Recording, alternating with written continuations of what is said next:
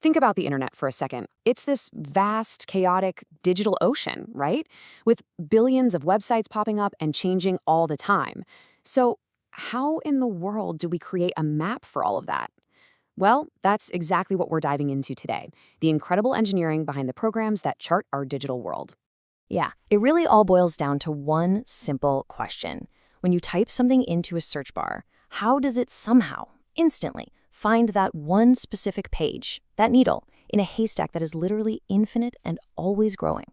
Well, the answer isn't magic. It's a tireless little bot we call a web crawler. See, before a search engine can do its thing and give you results, it first has to know what's even out there. The internet, in its raw, natural state, is totally unorganized. It's unindexed. It's just a giant, messy collection of connected documents. Something has to go out there and explore it first. And that's where the web crawler comes in. You might also hear it called a spider. Just picture an automated explorer that starts on a few known websites and then methodically follows every single link it finds, weaving this massive web of connections as it goes. Its one job: to download pages and discover new ones, over and over and over. And it's not just for search engines like Google. Crawlers are kind of the unsung heroes behind a ton of digital services. National libraries use them to archive our digital history. Financial firms use them to mine data from company reports. And other companies use them to monitor the web for things like copyright infringement. Basically, they're fundamental to how we make sense of all this digital information. So how does one of these spiders actually work? To really get a grip on the huge systems that crawl the entire internet, we first need to zoom in. Let's dissect a single basic crawler and check out its essential parts. Okay, so this diagram right here, this shows you the core architecture. I know, it might look a little complicated at first, but it's actually a very logical, simple loop. We're going to walk through this entire flow, step by step, starting with the seed URLs and seeing how it discovers new links. All right, everything kicks off with the URL frontier. This is the crawler's brain, or maybe a better way to put it, it's the crawler's to-do list.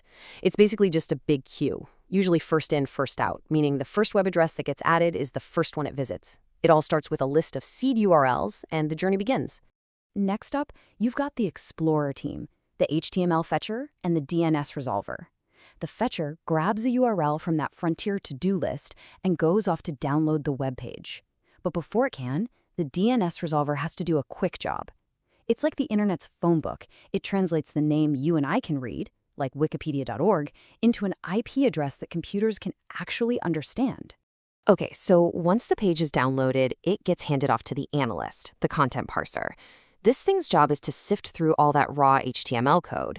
It's really looking for two main things: the actual content on the page so it can be indexed later, and, this is the important part, all the new hyperlinks that point to other pages. So here's the magic, right? It's this beautiful, self-sustaining loop. You start with some seeds, you fetch a page, you parse it to find new links, and then you add those brand new unseen URLs right back to the end of the line in the frontier. This cycle just repeats, on, letting the crawler discover new corners of the web pretty much forever. So a single spider, that works great if you're just looking at a small website. But the entire internet, that's a whole different ballgame. To map billions of pages, you can't have just one spider.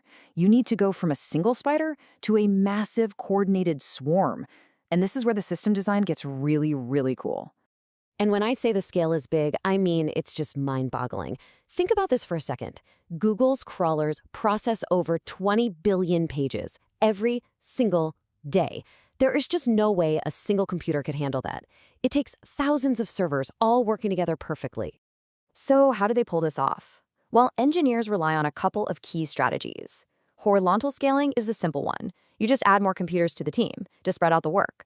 Elastic scaling is a little smarter. It automatically adds or removes servers based on how much work there is to do, which is awesome for handling sudden spikes in traffic and also for saving money. But okay, hold on. If you've got thousands of machines all running around fetching and parsing pages, how do you keep them from stepping on each other's toes? How do you distribute the billions of URLs that need to be crawled?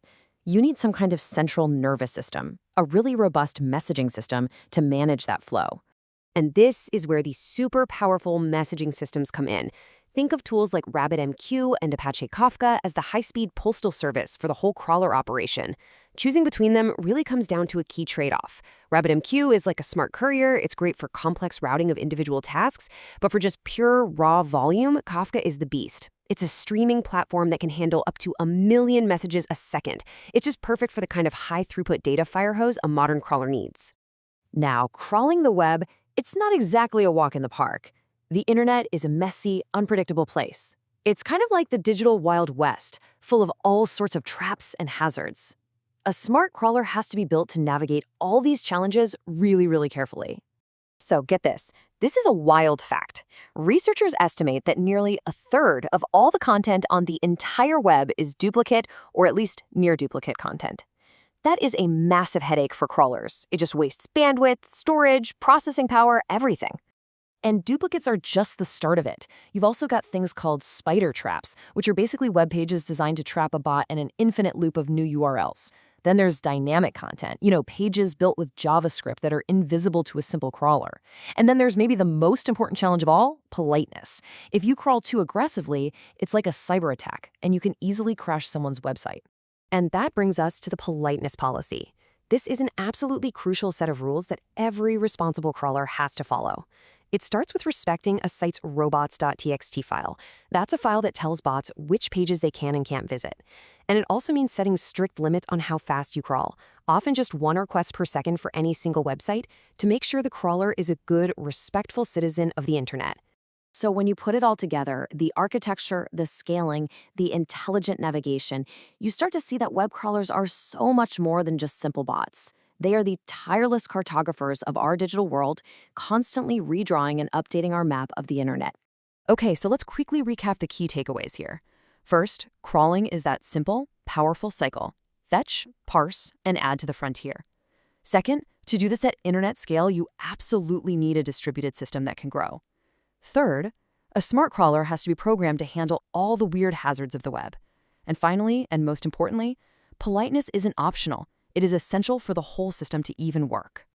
And all of this leaves us with a really interesting question to chew on. The web is definitely not getting any simpler.